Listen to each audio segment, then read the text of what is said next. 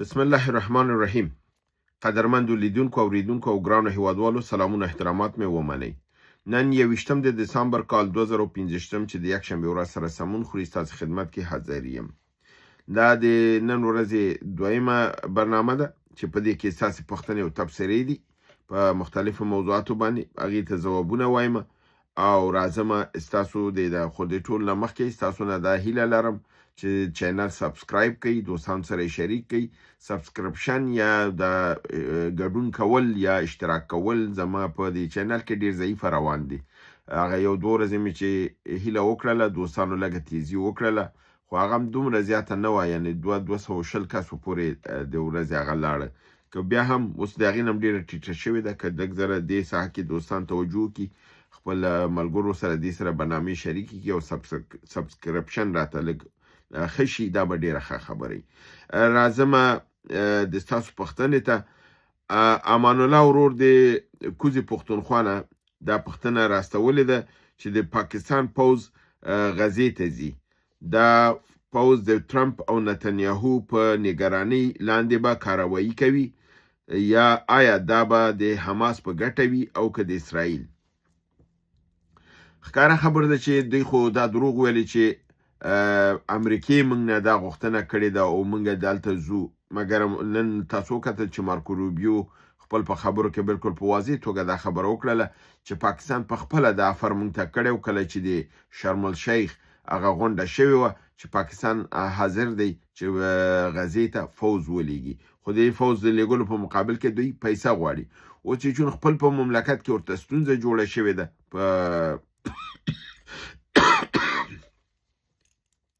په پارلمان کې او دوی اوس پوهېږي چې د مقاومت سره مخ کېږي. اوس دوی دې غړه منډې وایي چې دته یو لاره جوړه کړي، ځکه چې پیشکش خو یې پخپله کړی دی امریکې ته، او امریکې ښکاره وویلې او امریکې ټرمپ دا کړی دی چې دوی دا واده کړی و، هغه پې غږ کړی دی چې کوم واده دې کړی و اوس د پوځ راوله، او زمین کې دا خبرې ورته کړې دی چې چېرته دا مرسته ونه کړي نو دی به د ناببرو نتایجو سره به مخ شي. په دې کې تاسو دا معلومه ده چې ناببره نتایج دا دي که دی هلته ځي هم په یو ستونزه کې دي او که نه ځي هم په ستونزه کې، او خپله دا عاصم منیر دا ځان ته دا پلمه او دام جوړ کړ، خپله په دې دام کې خپله خپه بنده کړې ده. خو په هر صورت اوس فعلا دوی تیاری نیسي په حدود د 100,000 پوځیان دی وایي چې دا به هلته لیږي او د دې د دنده تاسو ویلې څه به وي. دنده خو یې نتنیاهو بالکل واضح کړې ده. نتنیاهو دا خبره کړې ده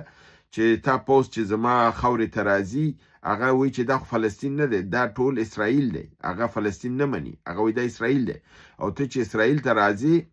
ته به په ویزا باندې راځي، د اسرائیل ویزا به اخلي، او د پاکستان په پاسپورت کې دا لیکل شوي دي چې ټولې دنیا ته پې سفر کولی شي مګر هم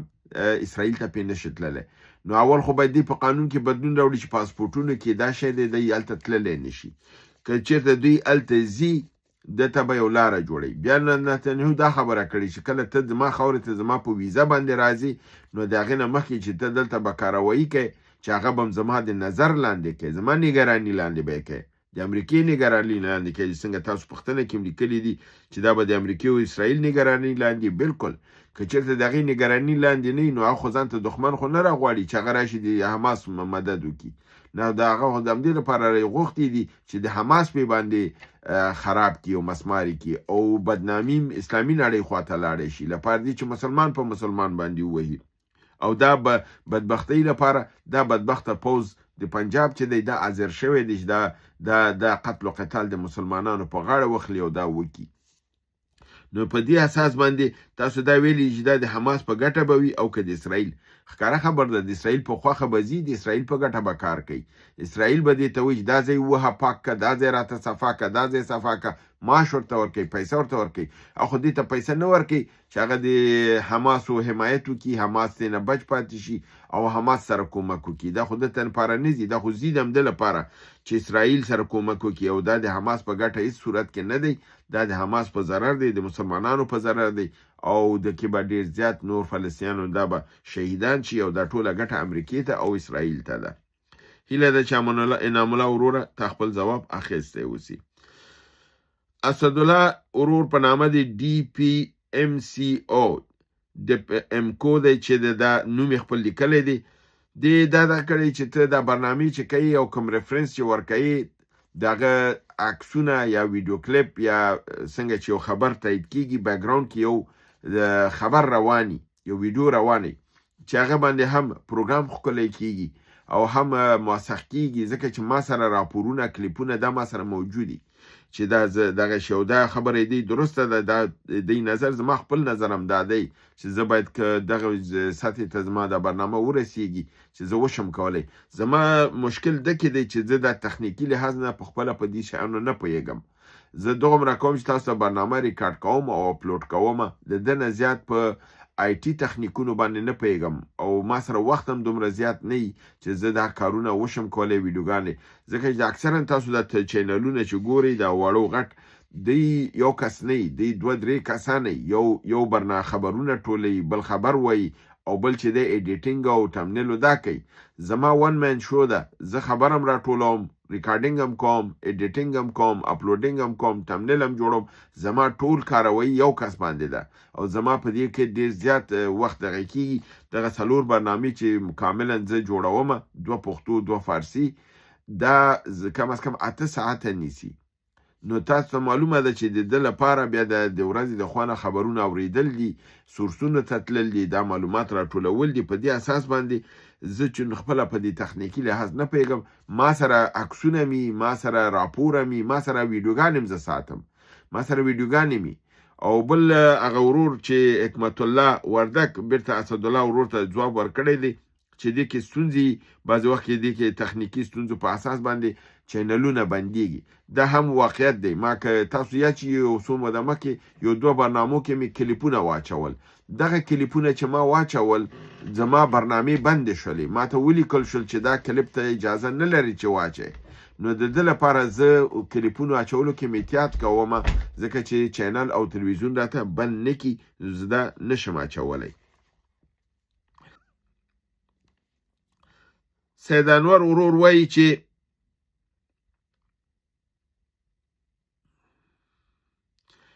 ته بهرني او کورني خبرونه ټول وایه موږ ټول اورو او په شوق سره اورو وروره ډیره مننه ستاسو د ښه کومنټونو نه چې غبر علاوه دې نه تاسو ډېر زیات کومنټونه نور هم کړي دي زما برنامه هم خوښه کړې ده تشویق کړی مې یم او دا مو ستاسو وایي چې دا خو تاسو معلومه ده چې هر نوع خلک دي همدا پرون هم راته یو کس لیکلي و چې برنامې دې لنډې که نو ډېر معلومیږي دا ورور چې هر څوک دی حوصله به یې ډېره کمه دا 10-12 دقیقې خبرونه هم دی نشي اورېدلی د ټیک ټاک سیستم دا دی چې دا هغه 15 ثانیې کلیپونو لپاره جوړ شوی دی چې بس یو رشخندي او دا پکې دا ټیک ټاک د خبرونو د ده لپاره نه دی نو د ده لپاره چې ما پې خبرونه دا پروګرامونه شروع کړل دا لږ اوږدی او د دې خلکو حوصله لږه کمی نو د دې اساس باندې دوستان لیکي چې لږه لنډه کړه نو زه د کوشش کوم چې متوسطه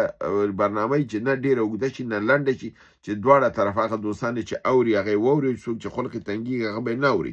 نو ستاسو نه مننه چې تاسو دا برنامه خوښوئ او په حساب تاسو غوښتنه کړې او بیا د بهرنیو نړیوال خبرونه دا خو زما چون دغه ده په مسلکي لحاظ نه هم ده نو زه دا د دوستانو سره شریکوم او زه د خپل مسؤلیت ګڼم چې موږ باید د سیمې او نړۍ نه خبر اوسو مجتبی امیر وایي چې د یمن باره کې لږ معلومات راکړئ ځکه چې یمن خبرونه د ورځو کې نشته تاسو پوهېږئ چې ولې یمن خپل بریدونه په اسرائیل باندې بند کړل ولې فرضاً یمن فعلا خاموشه شو لپاره د دې چې ګوره کله چې دښمن د کور دننه وي بیا انسان هیڅ کار نشي کولی اوس یمن د ټول اسلامي نړۍ کې یوازینی مملکت و چې اسرائیل ته په هر هغه برید چې په غزه کې په فلسطینیانو کو یو راکټ یو دغه به پې وراوه مګر تاسو ته معلومه ده چې تېرو 2 اونیو کې په یمن کې سعودیان هلته بمبارد هم کړی دی برید هم کړی دی او ډېره لویه ساحه د هغې د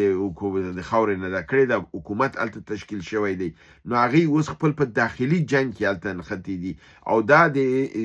په حساب کې د سعودي یو دښمني ده خپل د اسلامي نړۍ سره ځکه چې یمن د اسلامي نړۍ لپاره د اسرائیل مقابل کې جنگيږي او سعودي په یمن باندې حمله کوي هغه ته مصرفي ته ولګي په اسرائیل باندې برید ونشي نو دا د څه ده د شرعي نقطې نظر نه د اسلامي نقطې نظر نه د اسلام سره دښمنی ده او د دښمن په اسیاب کې وبا چول دي او د هغه سره مرسته کول یعنی اسرائیل سره مرسته کول دي ابوالعزیز اورور ویلي که امریکا په وینزویلا باندې برید وکړي روسیه او چین به مستقیم یا غیر مستقیم توګه ملاتړ وکړي که وینزویلا چون د مرکزی امریکا ته نږدې ده او هلته د چینایانو او د روسانو کم کشتۍ دا نشته دی نو د ده لپاره هغه سیمې ته امریکا پرېږدیم نه یو څه موده مخکې وینزویلا د روسیې نه د مرستې غوښتنه کړې وه او د نړیوالو قوانینو لاندې که یو ملک د بل ملک نه مرسته غواړي هغه مرستې ته ورتللی شي که هغه غوښتنې په اساس باندې روسیه هلته ورشي نو دا هم د روسیې لپاره ښه دی او هم د وینزویلا لپاره روسیې لپاره په دې ښه دی چې د یوکراین چې جنګ امریکې راوړی د روسیې تر زنې لاندې د روسیه کولی شي چې جنګ د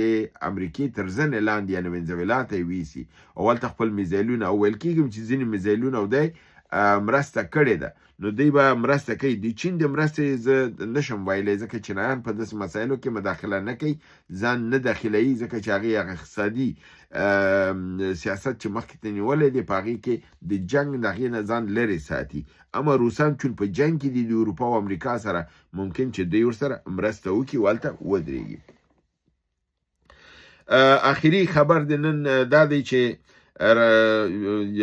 یا پوښتنه چې د رحمت الله ورور دوات شپږ زوی کړې ده پاکستان د افغانستان سفیر احضار کړی دی او اعتراض لیک یې ورسپارلی دی نو دا وایي چې آیا پاکستان به په افغانستان حمله وکړي که ونه کړي بلکل د برید کولو دغه شته دی خو دغه احضار کولی چې کړي دي غوښتلي چې کړي دي د سفیر دا بلکل په یو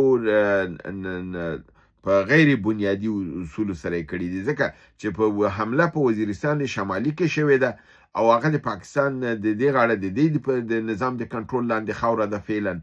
او د اتهام په افغانستان باندې وي او په دې کې سفیر راغواړي نو دا غوښتنه مناسبه نه ده او دوی چې خپل راسن برید کې په افغانستان باندې بیا پاغي سترګې پټي لکه کونړ باندې نو اسلامي امارت باید بالمثل عمل وکي تاسو معلومه ده ډیپلوماسي کې ټول عملونه بالمثل نو که چېرته په افغانستان باندې په د سفیر راغوښتل کیږي باید د پاکستان سفیر وغوښتل شي او همداسې اعتراض لیک ورته وسپارل شي نو دا د یو غیر